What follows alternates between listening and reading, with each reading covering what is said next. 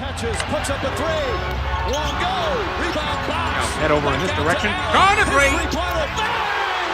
Tie game with 5 seconds remaining. The impossible has happened. Pass is intercepted at the goal line by Malcolm Butler. Anthony for three. Puts it in. Bridges. Oh my God. Oh, what? Oh, blocked by James. LeBron James with the rejection. Curry way downtown. Bang! Bang!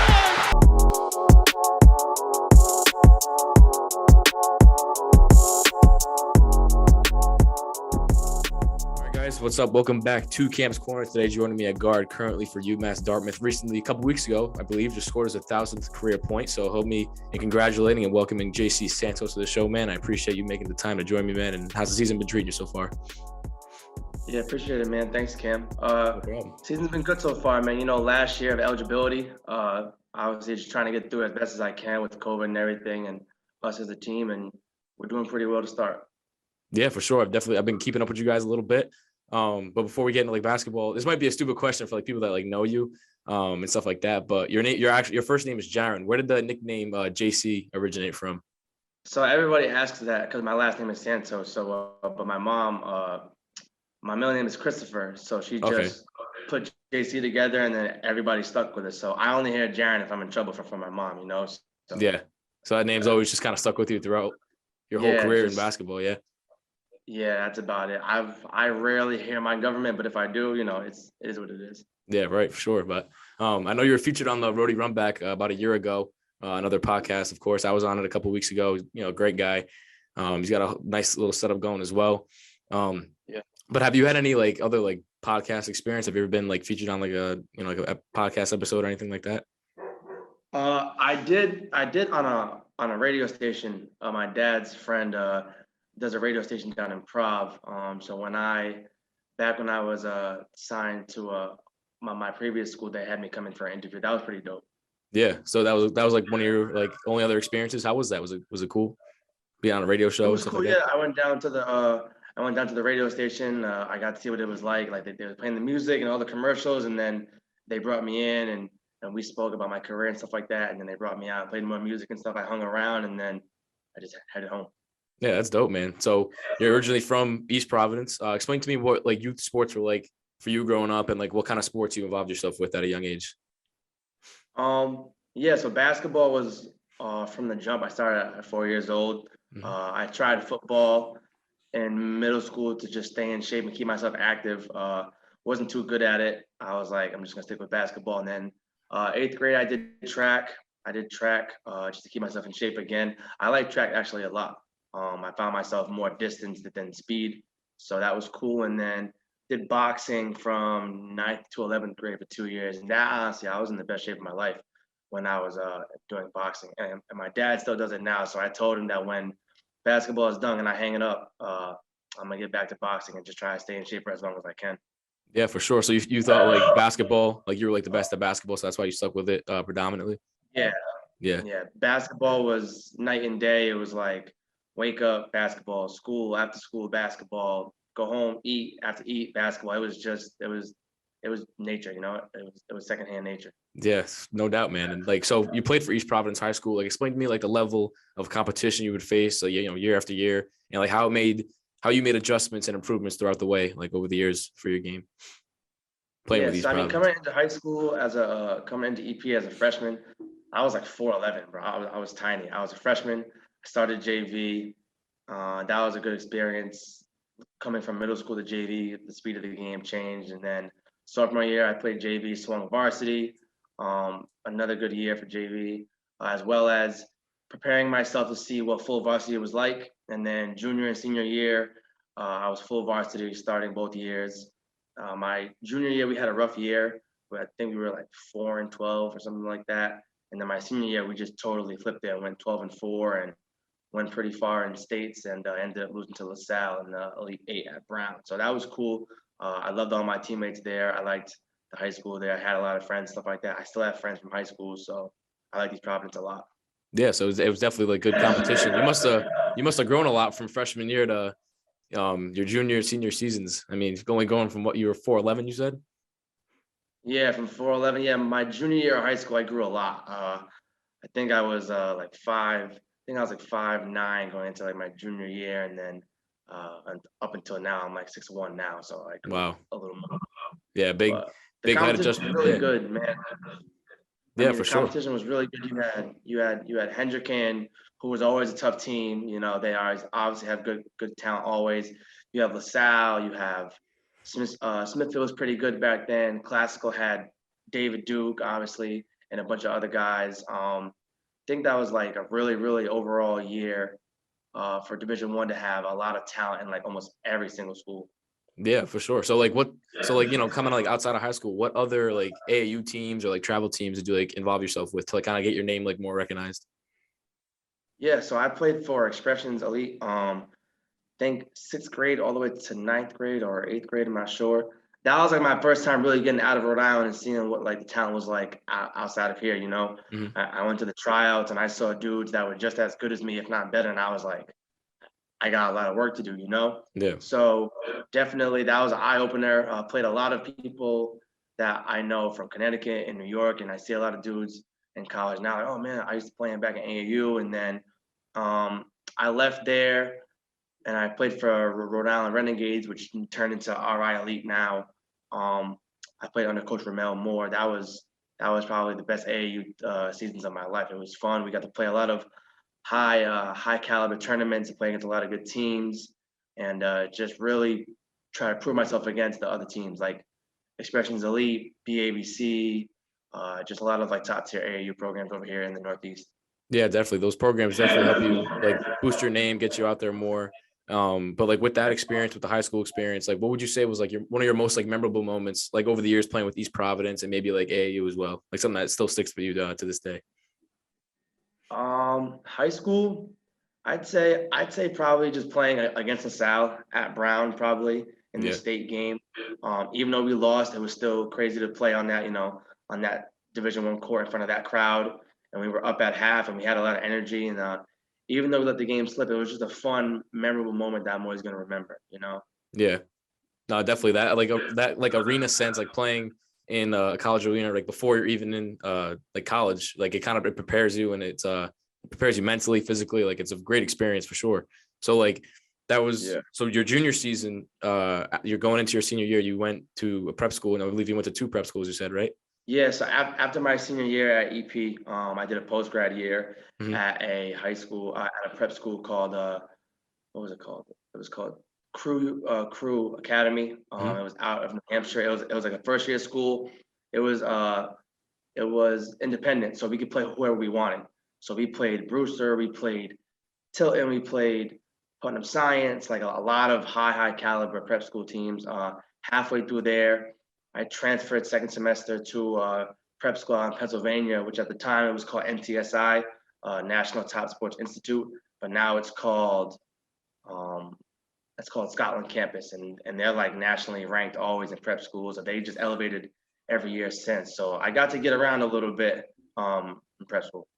Yeah. So what made you like decide you wanted to make that transfer over to like a different prep school after like your first semester?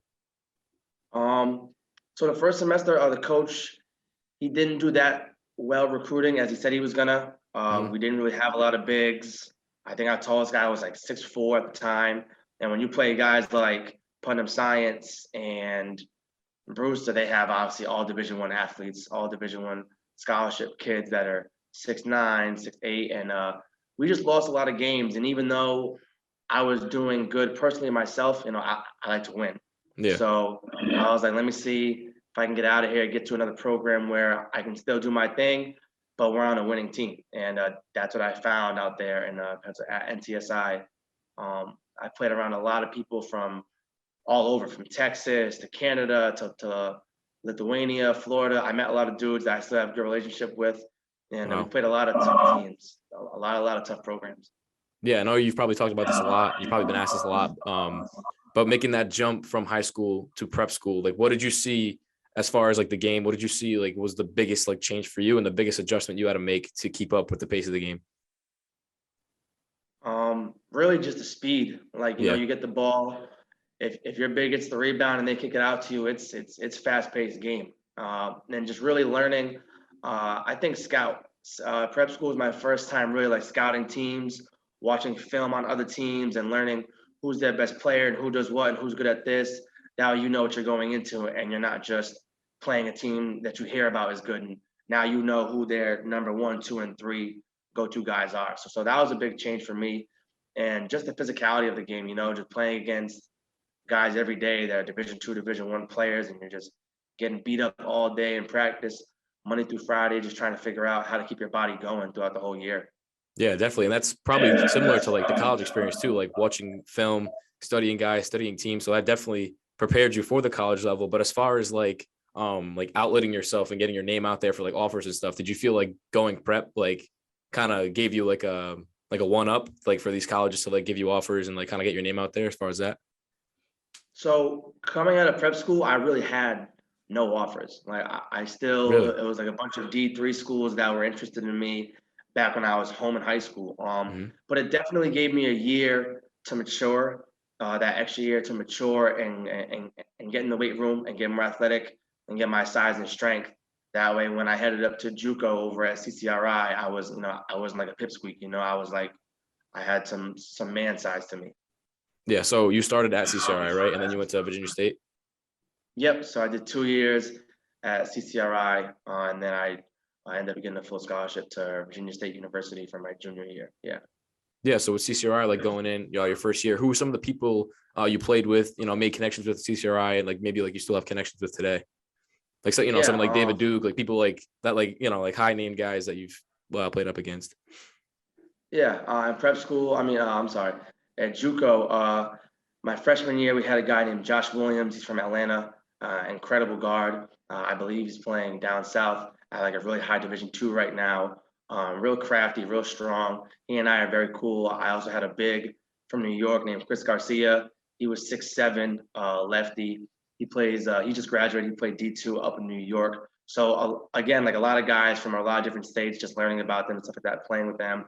And my sophomore year, had a more Rhode Island-based crew. My sophomore year, we had the Ferguson twins from Coventry.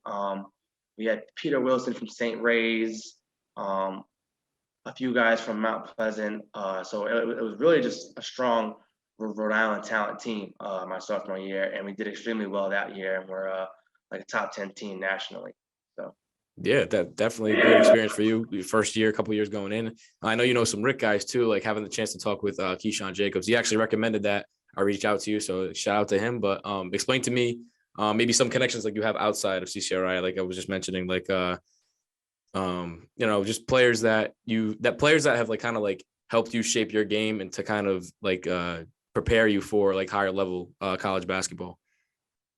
Yeah, so during like my JUCO years and my prep school years, in the summer, I'd go to St. Andrew's Prep School over in Barrington. I'd get together with Cole Swider, who's over at Syracuse, and Chris Herron, who played at Boston College, and Bryson Gooden, who's now at Providence College. Like a lot of those guys, and David Duke, also obviously, who's playing for the Nets right now. We all got together like every 2 or 3 days a week over there and just get some real serious runs for 2 hours. And some guys like Ricky Lito would come down, who obviously playing overseas, and Bonzi Colson, who played for the Bucks, is now overseas. A bunch of like really talented dudes, and I would just see every day like how hard these guys go in every single game, and how competitive they are, and they're driving their motor, and it just kept me wanting to just keep going, try to get better every single day. Like sometimes I'd go in there and I'd get busted a little bit, so I'd be like, all right, I got to go back to the gym and really work on this, and figure out what works and what doesn't. Because if I can do some things right against these guys, then obviously I'm doing something right. Yeah, and I saw that video on your Instagram, like one of the workout videos. Like saw like Aaron Gray, Arias Raspberry, too, like players of that caliber, things like that. Do you like just outside of them? Do you still keep in contact with some of these guys, like some of these big name guys, like maybe like Ricky Lito and? Yeah, Ricky's very close to me and my dad, more my dad than me. But as a kid, I watched Ricky in prep school. I'm very close with Cole Swider and Chris Herron. I've known them since elementary school, playing with them AAU for the RI Hawks. I'm very cool with David Duke.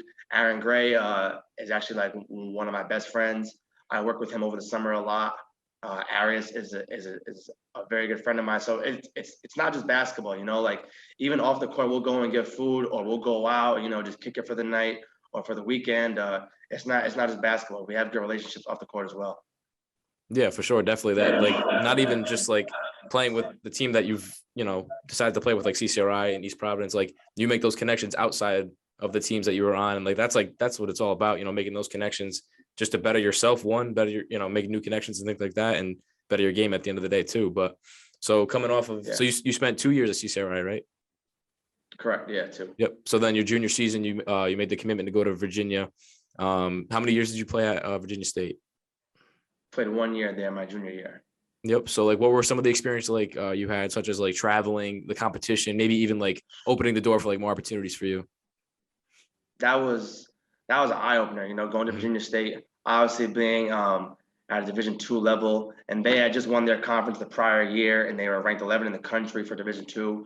Going to an all-black school, culturally, as a black man myself, that was an eye opener. It was fun. I'm still very close with that whole team roster that I was with. That talent, that conference was very, very fast, very athletic, no slow games. Everything was fast paced. Everybody was good. Every guard that you played against had some craft to their game. It was like a real different type of style from up here in the Northeast. And I loved it, to be honest. The weather was nice down there. It didn't get below like 40 all year, and the food's banging down there too. So Yeah. if I can go back and get some down south food, I definitely would. Yeah. So like, what were like the biggest like stages you played on? Like maybe like one of like the biggest arenas you played in, or like what was like one of like the coolest experiences you had there? I mean, our home court, I think was probably our biggest in our conference, and that probably is what sold me on me committing there. Our arena holds, I think, about 6,000. So it's huge. It's like a big circular dome. But when we played against Winston-Salem State, which is a school down in North Carolina, right outside of Charlotte, it's actually the same gym where LeBron and all those guys played when the NBA was in the lockout. It's the same gym. Wow. So I remember getting off the bus, and obviously the girls play before the guys normally in conference. And there's like a line of like 100 people outside the gym, and I'm like, well, our game is not till 7, so what's going on? And we go in for the girls' game, and the girls' game is sold out. Like, they're trying to move students for us to sit, and we're the visiting team. It was crazy. Like, it was so loud in there. It was sold out on both sides. Wow. And it was just it was like I said, it was eye opening. It was dope. Yeah, for sure. And like, as far as like playing wise, like actually getting some play time and experience on the court, what was like the transition from CCRI college basketball now at Virginia State? Physicality. Yeah. At CCRI, at JUCO, it was more of slow it down, half court set. At that level, at Division II, it was very fast paced. It was quick hitters, like advance the ball up the court, quick shot, and get back on defense. A lot more pressure, full court man to man. You really got to knuckle down on defense, because if you don't defend, then you can't really play. So, and my coach was big on that at Virginia State. Like, if you don't defend, you're not getting in the game. So one way or another, you got to figure out how to stop somebody. So yeah, with those experiences, man, it's just, for me, it's kind of cool because obviously I played in high school. Like, I didn't get to have the chance to play collegiate basketball, but to like watch like you now at Dartmouth and like watch like all the other guys, like I watched like the Rick guys and stuff. It's like you never really know like what experiences they had before. You know what I mean? Like, you just see them all like they're the visiting team. These guys, like without me sitting down talking to you, like I wouldn't know all the experiences you have. So it's so cool to like pick your brain and like see like what you've been through like to get to where you're at now. So like that kind of brings me to like my next like couple questions about like Dartmouth. So how did you decide after that first year of Virginia State that you wanted to play? So it's your senior year and your graduate year at Dartmouth. Yeah. So when I knew that I wasn't going to be returning to Virginia State, I talked to a few Division threes around that area in Virginia, because I honestly wanted to stay down there. Yeah. But between the financial aid that they weren't giving, I was like, okay, well, maybe it's time to come home. And so I decided to come home around here in the Northeast. And UMass Dartmouth always showed me love. From out of high school to my prep school years, just all the way through, they were interested in me. So I talked to our head coach over here, Brian Baptiste, and he thought I'd be a good addition to the team. And Little do we know, I come here last year in the spring. I took the fall semester off. I came here in the spring, and we got a conference championship, and I got my first ring. And I met a really nice group of guys that are fun, and we go hard at each other in practice every day. And I'm gonna try and repeat that this year and get another ring and get back to back. Yeah, no doubt, man. You guys had a very, very special team, very talented team. But going back to that first year that you were there at Dartmouth, was it like the first year of COVID kind of like restricting things and stuff like that? Yeah, so that was really the first season of COVID, when everything started. Because before that, we all had gotten shut down at about the March area in time. Right. So that was our first time. So we only got about, I think, 12 games in that season. Then you won a But to be able to championship on top play- of it. Right, Yeah. and we were the only conference in the Northeast to have a season. Everybody else outside of the Little East wasn't playing. So just to be Right. able to have those 12 games and play was definitely dope. And for me personally, coming into a new program, I only know the head coach. I don't know the assistant coaches. I only know one teammate so far because I played with him on expressions. It was good for me to come in and get those 12 games and those practices in with these guys, so I know who I'm working with, who I'm playing with, and what their strengths are and whatnot. Yeah, for sure. So like, how was it like with all the restrictions, like going back to that, like, how were you guys able to play at such a high level that you did, like with all the COVID distractions going on? It was rough. Two teams in the conference last year couldn't play. Two or three, I can't remember. But having to wear masks in practice on top of all the conditioning that we do for preseason is just rough, because it's blocking your airway. I ran through about like 5 masks a day. Any teammate of mine will tell you I was sweating through masks like crazy. And next thing you know, you'd have a practice on Wednesday and a game Thursday, and then the game's canceled because this team's got someone with COVID, and now we're just waiting for them to get their results back and see when we can play and reschedule this game and schedule that game. It's a toss up, and I mean even now this season, it's still a toss up. We have to schedule 3 games still because we had 3 games canceled earlier this season. So it was definitely rough last year for sure. Yeah, I'm glad you guys got like a full like season now, like under your plate. You're still guys are going hard. You guys are just ranked 25. Like, congratulations. Just glad to see you guys are doing great things. But what was I gonna say? Going back to like kind of like how it was for me. I was actually a senior in high school when like the things were kind of getting like rough like that, and I was still playing. And like once I never played with a mask, I never conditioned with a mask on, so like I can only imagine like what it was like going through like hard conditioning sessions, working out, lifting weights. Like I just couldn't. For me personally, I don't know how easy that would be. I wouldn't even want to wear it. I don't even know how you guys did it. Like you said, sweating through 5-6 masks a day, like it must have been very, very tough. Yeah, I mean, going from the locker room to the gym or the trainers or the weight rooms, I can't even count how many times I forget a mask. I gotta go run back and get it. Just walk around the whole athletic facility having to wave hi at people with the mask on. You don't even know who it really is because the mask is covering half their face. So it's definitely an experience that I'm gonna remember when hopefully this whole COVID thing passes over.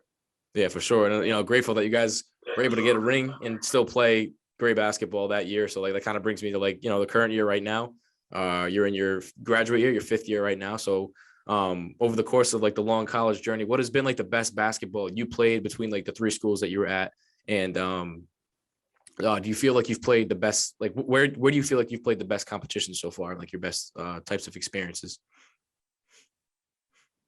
Best competition, definitely at Virginia State. I definitely played a lot of talented guys. I think a few guys from that conference either went up to Division I or are now overseas if they graduated. But experience-wise, definitely here at UMass Dartmouth. Even just, I definitely say in the championship game last year against Keene State, who's a very good team in our conference. We had split with them last year. We lost to them at home, and then we beat them at their house on the road. So we were split 1-1, and then we come down here and we host the championship game, and you never know what they're gonna bring, but we brought ours, and we ended up winning by a crazy amount in the championship game, and that just felt good to have my first championship under my belt because I never won one before, not in middle school, not prep school, not in JUCO or high school. So to get my first championship, and I had a really good game that game, that was definitely a memorable moment to have last year. And this year, I'd say probably against number 11 Tufts. we played them early on in November, in November, and we had a sold out crowd. I didn't play extremely well, but everyone else played well and got hit on all cylinders, and we knocked off a number 11 team by 20 at home, and the crowd was loud. It was just a very, very good experience to see and play as part of as well. Yeah, for sure, man. That's awesome. Like with all the traveling like you've done over the years, bouncing around from colleges, like what's your mindset like when you're preparing for like upcoming seasons at hand, and like what are your workouts routines like to get ready for like the next season? Just get as many workouts as you can. Obviously, you don't want to, go too much and go too hard and kill your body, but at least twice a day. Yeah. Whether it's in the weight room or with my trainer. I have a trainer who played football at URI. He's obviously older now. He's like in his 40s, 50s. But I get up early with him and hit the football field, and we do a lot of cardio and stuff like that. Or I'll go in the weight room myself and lift, and then I'll go work out with my dad, or I'll go down to East Greenwich over at the Elite Skills Club gym in West Greenwich with Corey Wright. He's kind of like my basketball trainer, mentor. I get in the gym with him all summer, and he puts me through a lot of workouts, and I got to meet a few, top high school guys and college guys and some overseas guys that have come through the gym, and I got to work out with them. So just trying to grind as much as you can, but still enjoy summertime, obviously, because that's really a time off, because once you come to school, it's preseason, then season, then postseason, and then you're back to the grind in the summer, Yeah, definitely. It's definitely a tackle with all those workouts. The mindset you have to keep doing it. Like with all the workouts that you said, like you do have, like, it kind of brings me to like your like style of play. Like what's the like your go-to way to get a bucket? Like I know you've been known to be a hot 3-point shooter, but like what do you feel like the easiest way for you is to get a bucket? I'd probably say off the dribble. Yeah. Like I said, I can spot up and shoot, but I definitely shoot better off the dribble. I love a screen, because if I can get a switch on a big man, then he's kind of done for after that. But Yeah, right. yeah, just anyway, really, either attacking the basket or shooting. I feel like I have a good overall game, an all around game. So it's just whatever feels natural. If I feel like he's too close, it's blow by. If I feel like he's too far, I'm gonna just shoot it. Just get a feel for the game and just know what I have in front of me.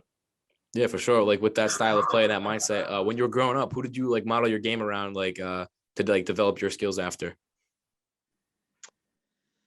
Honestly, I don't know. I really liked Vince Carter a lot. Obviously, I don't jump nearly as much as Vince Carter, but Yeah. I liked watching him a lot, and I liked watching Chris Paul too. I felt like Chris Paul just got to wherever he wanted to go on the court. He still does it now, as old as he is, and in the NBA, still doing his thing on the Suns. But I'd take probably Chris Paul. I loved watching him on the Hornets. I just felt he was just unstoppable. He can go wherever he wanted. He got to wherever he wanted and got people open. So I'd probably say Chris Paul. Yeah, definitely some great guys to look after. Watching your game, like a couple of games I've seen, like definitely the 3-point shot is like one of your like go-tos and things like that. So just keep up that great working mentality. And I want to see a championship run from you guys. I want to see a championship run, of course, from Rick. But right now you guys are 18-2. I think that's the best record right now in the Little East, 10-1 in conference play. Going back to one of your like previous games this season, going back to playing against UMass Boston. What was it like scoring your 1,000 point? Like, how did you feel after you found out it was your 1,000? That was dope. Obviously, most college kids try to get to, and not many do. So to be able to get that achievement was obviously dope, and to get out the foul line was kind of better, because you get to just like take it all in for a second and see, okay, like I'm about to hit my 1,000 point. Like obviously, don't screw up at the foul line. And playing against UMass Boston, their two guards, Charlie and Charles Mitchell. Yep. Those are my guys. I played on expressions with them for like 2 years. So it was cool to play against them and just get it at home too, even though there was no crowd, which stinks. It was just great to be able to get that award and obviously come out with the win too. So yeah, for sure. That must be like a surreal feeling for you now that your name's going to be in the rafters at UMass Dartmouth. That's definitely an eye-opening experience. Definitely like very very cool. Just very like like I said, eye-opening to you with all the experiences that you've had so far. But as far as like the rest of the season goes, after looking at like the records you guys have, there's always room for improvement. But like so far, you guys have been having a tremendous season. So just going forward, how do you feel like you guys can keep this momentum going in order to win another championship? I mean, honestly, we I think our turnaround point was when we beat the number 15 team in the country. We played Wesleyan at home, And just getting that win with no crowd, no one really to back you up, just our 12 strong guys. We just won that game on our own, just playing hard. I think that just boosted our confidence. And then we got hit with COVID, and 5 of our guys went out, and we only had 7 guys. And we had a tough week coming up. We had 3 games in 1 week, and we won out that week 3-0 with 7 guys. It's just like, okay, like we can really do this thing if we really just all like lock in and just just really buckle down. So from there on, we just kept winning and we just kept going. And on any given night, any one of us can get going, man. Like it's very, very rare if all of us are just not hitting or just not giving it our all. So, we got, I think, 5 games left, 2 weeks. Just got to really knuckle down and practice and really focus on the things that we haven't worked on well, and really key in on those in practice to make sure that we handle that in the game, and just keep doing what we're doing. And that's just play tough all 40 minutes for as best as we can and just play UMass Dartmouth basketball. And I think everything will take care of itself after that. Yeah, for sure, man. I mean, you guys have all the pieces together. You guys have a tremendous team.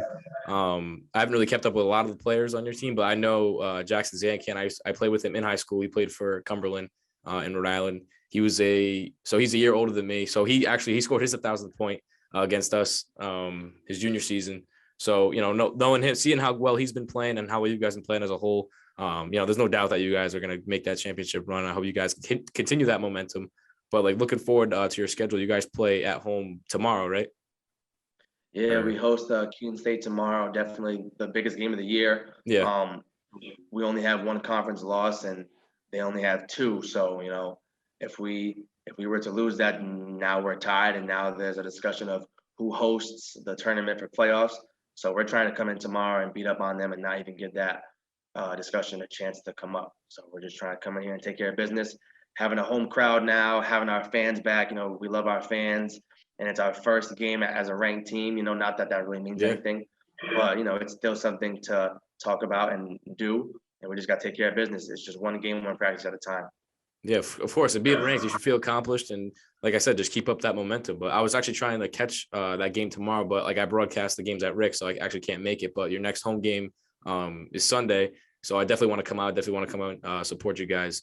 But to kind of wrap up, everything that we talked about, like your playing career and stuff like that. I also saw on your Instagram that you you have your own kind of training program for the younger generation. Is that right? Yeah, yep. So an old teammate of mine in high school, Malik Tavares, he was a senior when I was a junior. He started it. It's called Lockman basketball training. He asked me to hop on board and just run with it. And we've ran with it for a 1.5 years now. And we're just trying to expand. We're mostly out of East Providence. And sometimes we work with Corey Wright over there in East Greenwich, West Greenwich to be exact. Yeah, that's basically just our business. And we just try to take care of as many kids as we can and just give back to the youth what we didn't have. Yeah, for sure. And, obviously you want to extend this basketball career as much as you can, after college, maybe play overseas, try to get, some more professional opportunities. But where do you see yourself after, after playing with Dartmouth? Do you see yourself maybe doing this, training the youth and getting them ready for things that you were grateful for, opportunities and things of that sort? Yeah, I definitely want to see if I can go overseas and play pro. Obviously, that's obviously a big accomplishment to be able to do it if that's possible. But if not, I definitely want to keep going with this locked in basketball training thing and just stay around the sport as long as I can, however that may be, whether it's coaching or whatever the case may be. As long as I'm around the game of basketball, that's all I care about, because I've been around it since I was 4. So if I can stay around it for a little longer, however that may be, you just got to do it, Yeah, for sure, man. That's what everyone always tells me. Keep your head down, keep grinding, and it's gonna whatever your dreams are, whatever you aspire to do, that's gonna happen. You just keep grinding. But that's all the questions I got for you today, JC. I appreciate you taking the time. It means a lot to me. Just starting to get this podcast off the ground. Just grateful to be able to talk to guys like you. And one thing I want to say before I wrap it up is, what did you think Cam's Corner, and who might you want to see another big name as my next featured guest? Yeah, well, first off, man, thank you for having me, man. Dope interview. Man. I had a really good time. I thought the interview was great. I love your setup, man, and the little flag in the back, the whole banner. I think it's dope, Appreciate man. it. Yeah, for sure. Honestly, and it's not even to be biased, probably our captain and my teammate Jake Ashworth, man. He's a great dude. he's a dope dude to interview. He's got so many stories, and he's obviously experienced a lot more here, staying at one program for 4 years. But maybe Coach Swider too, that's my guy. That's definitely my dude. He's a great guy as well, and obviously a great basketball player, great shooter. So if you can get one of those two guys on here, that would definitely be a dope interview, and I'd have to come watch that for sure. Yeah, for sure, man. I gotta keep trying to reach out to these guys. Trying to do my thing, but like I said to you, keep grinding, man. I want to see big things from you the rest of the season, and as far as like professionally, like I wish you the best, man, and hope to see you soon at Dartmouth. And again, appreciate the time, man. Thank you, man. Appreciate it. Hope to see you at a home game soon. Yeah, for sure, man. Definitely.